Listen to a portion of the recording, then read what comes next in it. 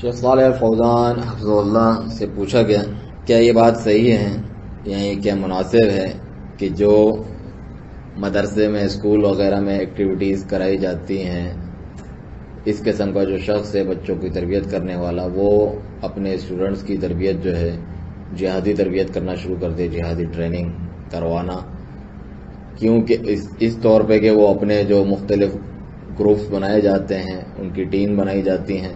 انہیں مختلف غزوات کے نام سے موسوم کرتے ہیں اور انہیں لا کے خبریں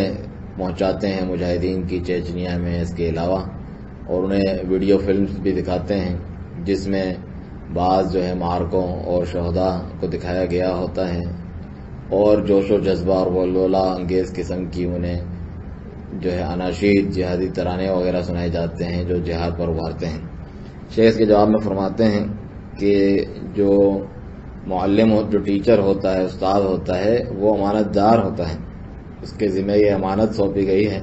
تو اس کے اوپر واجب ہے کہ اپنے جو طلباء ہیں انہیں وہی سلیبس پڑھائے سکھائے جو اس کے سامنے اسے دیا گیا ہے، اسی کی وضاحت کرے، بس انہیں فقہ پڑھائے، توحید پڑھائے اور نحو پڑھائے، بھی گرامر، حدیث، تفسیر اور قرآن، اور اس سے باہر نہ نکلے ان چیزوں کی طرف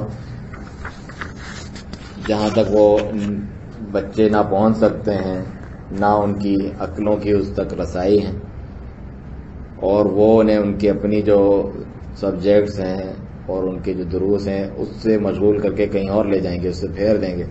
تو ان چیزوں سے اجتناب کرے اور وہی سبجیکٹس اور باتیں پڑھائے جو مقرر کی گئی ہیں سلیبس کے اندر، نصاب کے اندر، اور اس کے لیے یہی کافی ہے کہ بس ان کو صحیح طور پر انہیں سمجھانے کی، اس کا فہم دینے کی کوشش کریں اور وہ امانت جو اس کے ذمہ سونپی گئی ہے اسے ادا کریں، انہیں اس طریقے سے جو ہے تقسیم نہ کرے اور انہیں خراب نہ کریں کہ انہیں جو ہے یہ تحریکی قسم کے جو لوگ ہوتے ہیں ان کی جو مبادیات ہیں، ان کی جو اساسی چیزیں اس پر ان کی تربیت کریں